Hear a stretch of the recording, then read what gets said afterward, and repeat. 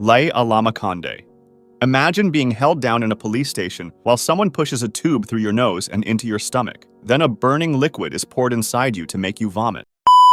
This is what happened to Lay Alama Conde, an asylum seeker from Sierra Leone who was living in Germany. In December 2004, police arrested him because they suspected he was selling drugs. They thought he had swallowed small packets of cocaine to hide them, and instead of waiting for the drugs to pass out of his body naturally, the police called a doctor to force him to vomit. The doctor used a strong medicine, which makes people throw up. To give it to him, they pushed a long tube down his nose. Conde fought against the procedure and kept swallowing his vomit. Because of this, liquid went into his lungs, and even though this was very dangerous, the procedure was repeated several times. After a while, foam started to come out of his mouth and nose. He collapsed, and paramedics had to bring him back to life before taking him to the hospital, but he never woke up again. Conde went into a coma, and about 10 days later, he died. The doctor said the official cause of death was cerebral hypoxia, which means that his brain was badly damaged because it did not get enough oxygen. He had basically drowned after breathing in his own vomit. His death revealed a bigger problem. In the same city alone, police had forced more than 1,000 people to vomit drugs between 1991 and 2004, and a similar death had already happened in Hamburg in 2001. Finally, in 2006, the European Court of Human Rights ruled that this practice was torture. The doctor who carried out the procedure was ordered to pay Conde's family 20,000 euros. Abdul Wali. Abdul Wali was a 28-year-old Afghan farmer who went to a US base after the local governor advised him to surrender. He wanted to show that he had nothing to do with a rocket attack on that base and denied all involvement. However, instead of clearing his name, he was tortured to death while in custody. For 3 days, he was held as a prisoner, and a CIA contractor called David Pissarro took charge of questioning him. Soldiers later testified that Pissarro gave strict orders. Wali was not allowed to sleep. His food and water were really limited, and he was beaten over 2 nights. Witnesses said that he kicked him in the groin with his heavy combat boots so hard that Wali's body lifted off the ground. He slammed him onto the floor, hit his arms and legs with a heavy Maglite flashlight, and even shoved the flashlight into his stomach. At some point, the beating broke Wali's pelvis. This left him unable to urinate, which caused him even more terrible pain. By the second night, Wali was no longer pleading for mercy. He was begging to be killed. Soldiers remember him moaning, "I'm dying." And on the 4th day, he did die. At first, the death was reported as a heart attack, but later evidence showed that the beatings were the real cause. Pissarro became the first and only person linked to the CIA ever convicted for abuse after 9/11. At first, prosecutors charged him with several serious crimes that could have meant decades in prison, but in the end he was found guilty of 1 count of assault, causing serious injury, and 3 counts of simple assault. He received a sentence of just 8 years and 4 months, which was later reduced to 6 years and 8 months. A judge even told him that if an autopsy had been done, he might have been charged with murder. Darren Rainey. Darren Rainey's last hours were spent locked in a prison shower that was turned into a torture chamber. The 50-year-old, who suffered from schizophrenia, was being held at Dade Correctional Institution in Florida and was supposed to serve a short 2-year sentence for cocaine possession. One night, after he smeared feces in his cell, guards took him to a special shower in the prison's psychiatric ward. The pipes had been changed so that prisoners inside had no control over the water temperature. What happened next was horrific. The water blasting down on Rainey reached as high as 160 degrees Fahrenheit. He begged to be let out, but he was trapped inside for almost 2 hours. When guards finally opened the door, he was lying on his back, dead. His body was covered in patches of burned skin, with 2nd and 3rd degree burns over more than 30% of it. Paramedics later said his skin peeled away at the touch. Photos from the scene even showed bruises on his hands, likely from him pounding on the shower door as he tried to escape. Even with these shocking details, accountability was slow. For 2 years, officials gave no clear explanation for his death, and 2 of the officers on duty were even promoted.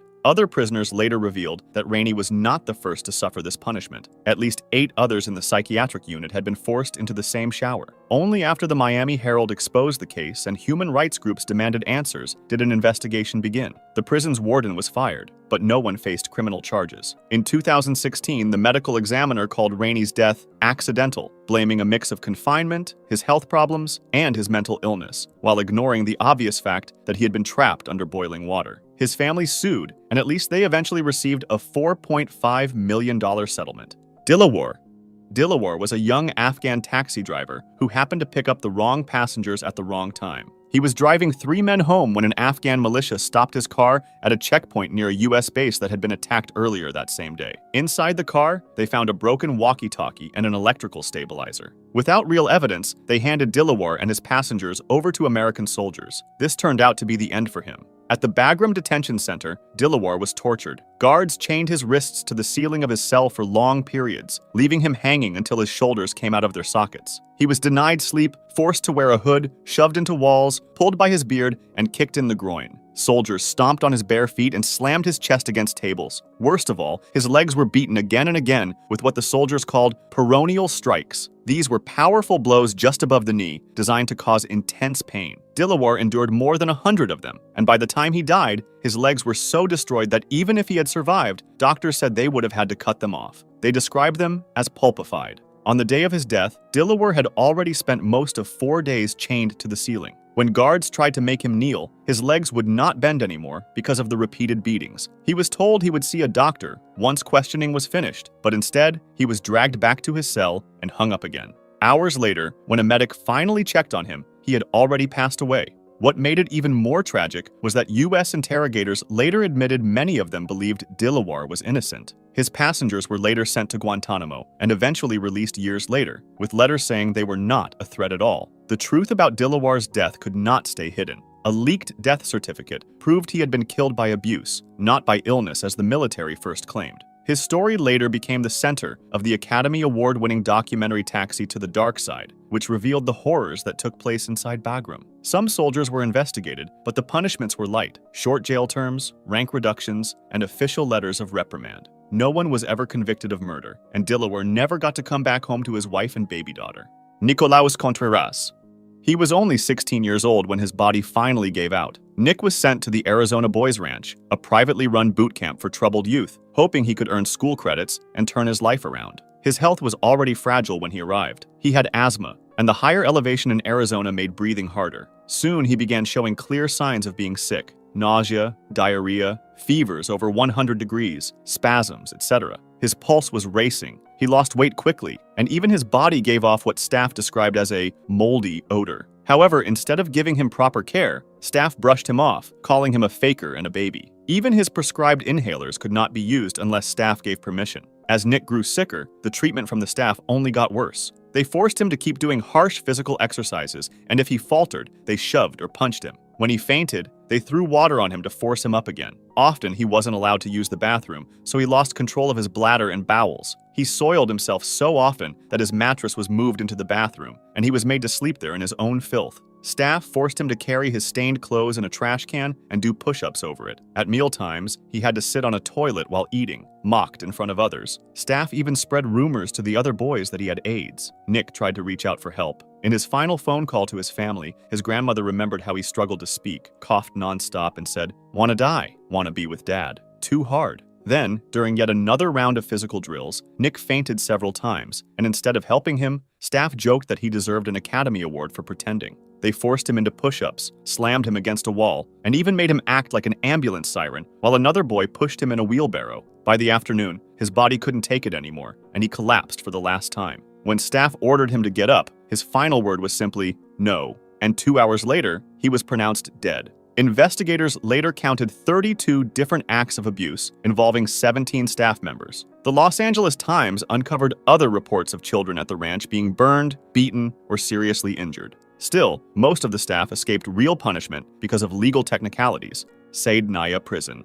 Saydnaya Prison, just north of Damascus, became known by the name the Human Slaughterhouse. For decades, and especially during the Syrian Civil War, it was one of the most feared prisons in the world. Former inmates said Saydnaya wasn't designed to hold people, but to break them. New arrivals were greeted with what guards called a welcome party. This meant hours of beatings with pipes, cables, and tank belts. Prisoners were blindfolded, dragged across the floor, kicked until they passed out, and left bleeding in piles. Survivors say they could identify guards just by the sound of their footsteps or the crack of their whips in the darkness. Detainees were hung by their wrists in painful positions, shocked with electricity, burned, and sometimes forced to rape each other. Guards used hinged boards called flying carpets to bend people backwards until their joints tore apart. Food was sometimes mixed with blood, and water was tainted with urine. Prisoners reported being forced to choose between saving their own life or killing a friend or relative. One Syrian lawyer later estimated that 3 out of every 4 prisoners who entered Sednaya did not come out alive. Straight-up secret executions were performed there as well. Amnesty International documented how groups of up to 50 people at a time were taken before a military field court.